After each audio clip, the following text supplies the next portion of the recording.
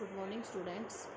आज हम अपना जो आपका फिजिकल ज्योग्राफी है उसका लेसन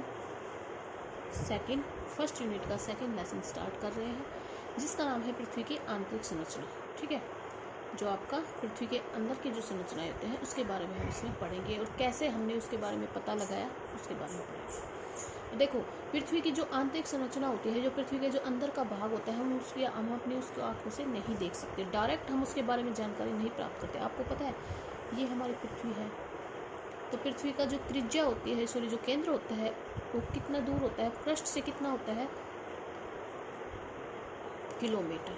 ठीक है, 6371 किलोमीटर होता है जो पृथ्वी की आपकी त्रिज्या होती है, रेडिएशन होती है पृथ्वी के यहाँ से यहाँ तक की दूरी आपकी 6371 किलोमीटर होती है। और हम पृथ्वी से देखो कितना ऊपर है, तो इतने आपको ये पता होगा जैसे जैसे हम पृथ्वी के अंदर जाते जाएंगे तो टेम्परेचर बढ़ता चला जाता है। प्रत्येक 1 किलोमीटर पर 32 डिग्री टेम्परेचर बढ़ जाता है। तो इतने अधिक टेम्परेचर पर, जब इतनी दूरी पर हम जाएंगे तो इतने अधिक टेम्परेचर पर हम जी ही नहीं सकते। हम तो आपको पता होगा, हम जो पृथ्वी के अंदर जो डायरेक्ट हम आज तक गए हुए हैं या हमें जो प्रत्यक्ष जानकारी हमें मिलती है वो ओनली 4 किलोमीटर तक ही मिलती है। जो कि हमें जो अफ्रीका का सोने की एक खान है वो केवल 4 किलोमीटर तक है। डायरेक्ट हम केवल 4 किलोमीटर तक ही देख सकते हैं। उसके अलावा एक तेल की खोज में एक कुआं खोदा गया था जो आपका 12 किलोमीटर है।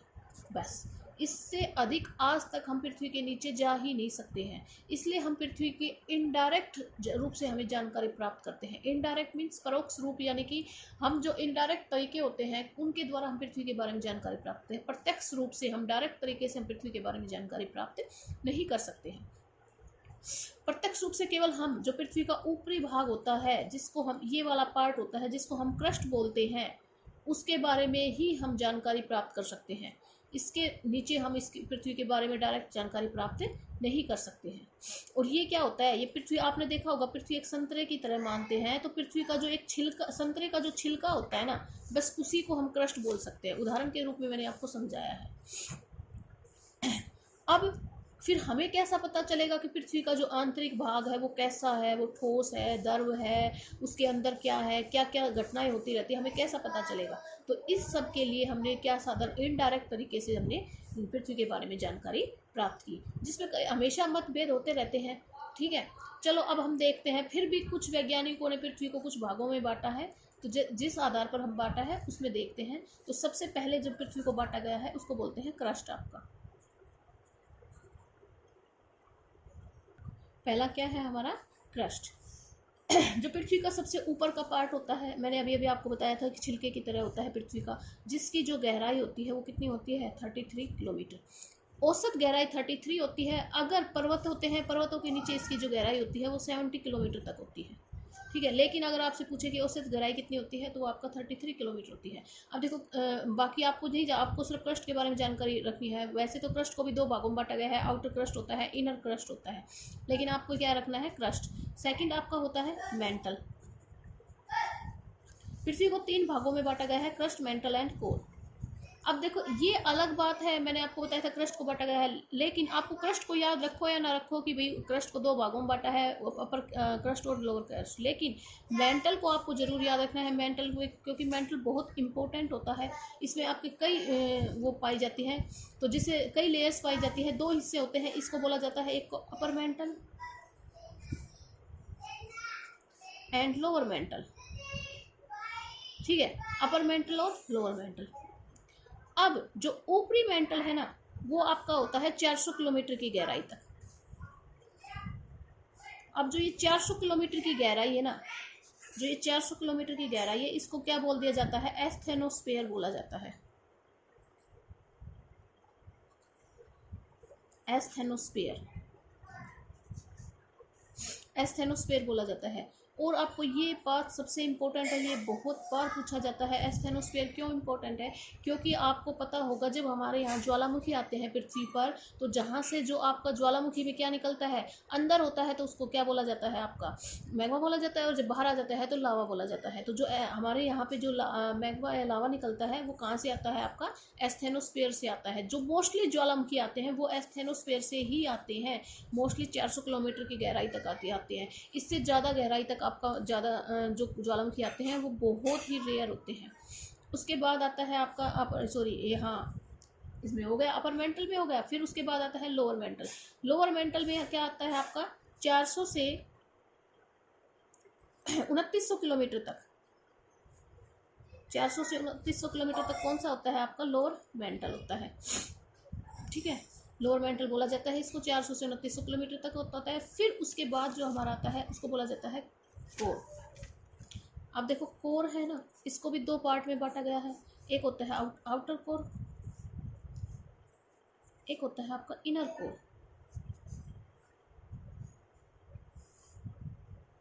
आउटर कोर और इनर कोर, यानी कि बाह्य कोर और कोर नहीं और आंतरिक कोर। ठीक है, अब आप ये देखना जो ये आउटर कोर है ना, ये कैसी अवस्था में है, अवस्थाओं के बारे में बताया गया है। ये जो आउटर कोर है ना, ये भी आपका जिसको एक पदार्थ की 4 अवस्थाएं होती है, मोस्टली आपने 3 सुनी होगी भाई, तरल, गैस और आपकी ठोस होती है। लेकिन एक अवस्था और होती है जिसको हम प्लाज्मा बोला जाता है, प्लाज्मा। ठीक है, प्लाज्मा यानी कि जिसको जो ना तो आपका प्लास्टिक की तरह होती है, ना तो ठोस होती है, ना आपके लिक्विड में होती है, बीच का मीडियम होता है। तो ये भी आपका क्या है। और जो हमारा इनर कोर है पृथ्वी का, वो क्या है आपका ठोस रूप में पाया जाता है। ठीक है, और जो आपका ये जो आपका आउटर कोर है वो आपका कितने से स्टार्ट होता है, 2900 से 5151 किलोमीटर तक होता है। और इनर कोर होता है आपका 5151 किलोमीटर से, और लास्ट मैंने आपको कितना बताया था, 6371 किलोमीटर तक। ये आपकी इसकी गहराई है, अब मैंने जो आपको बताई है। तो ये पृथ्वी की एक संरचना होती है। देखो हम पृथ्वी की संरचना को एक डायग्राम से हम समझ लेते हैं। पहले मैंने आपको बताया, सबसे पहले क्या मैंने आपको क्या बताया, मैंने सबसे पहले आपको बताया था क्रस्ट के बारे में। तो ये वाला पार्ट क्या होता है हमारा, क्रस्ट होता है, जिसकी औसत गहराई मैंने आपको बताई थी 33 किलोमीटर, या आपका मोस्टली जस्ट 70 किलोमीटर तक होता है। फिर उसके बाद आता है आपका मेंटल। मेंटल को 2 भागों में बांटा है। ये वाला पार्ट आप लगा सकते हो अपर मेंटल, और ये वाला पार्ट आप लगा सकते हो लोअर मेंटल। ठीक है, ये अपर मेंटल हो गया। अब उसके बाद आता है कोर। कोर में होता है ये आपका आंतरिक कोर होता है, इनर कोर होता है, जो क्या कैसा होता है आपका ठोस होता है। और ये वाला कोर क्या होता है, लिक्विड, जो प्लाज्मा मैंने अवस्था बताई है वो वाली होती है। तो ये क्या है, हमारी पृथ्वी की आंतरिक संरचना है। 3 भागों में बांटा गया है। आपको पहले याद रखना है पृथ्वी की संरचना को कितने भाग, क्रस्ट, मेंटल एंड कोर। ठीक है, क्रस्ट भी क्या होता है, आउटर कोर और इनर कोर। मेंटल क्या होता है, upper core, upper mantle and lower mantle. और कोर भी क्या होता है आपका, आउटर और इनर, आउटर कोर और इनर कोर। इसमें आपको ये गहराई इनकी याद रखनी ही रखनी है। इसमें कोई वो नहीं है कि आप इनको छोड़ दोगे। क्रस्ट की जो औसत गहराई होती है आपको याद रखना है, ओनली 33 किलोमीटर। मेंटल स्टार्ट हो जाता है आपका जो 33 है, या 100 से मानते हैं मोस्टली, 100 से 2900 तक क्या होता है आपका मेंटल होता है। अगर पूरे मेंटल पूछे तो ये होता है। फिर मेंटल को 2 भागों में बांटा गया है, अपर और लोअर में बांटा गया है।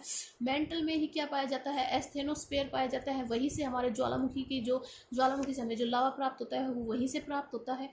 ठीक है, और फिर आता है आपका कोर। कोर में आउटर कोर और इनर कोर। जो आउटर कोर होता है वो आपका स्टार्ट हो जाता है 2900 से 5151 किलोमीटर तक।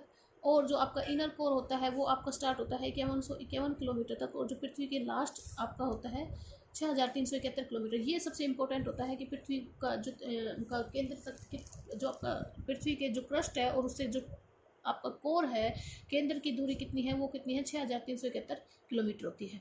तो ये आज का हमारे पृथ्वी की आंतरिक संरचना के बारे में था।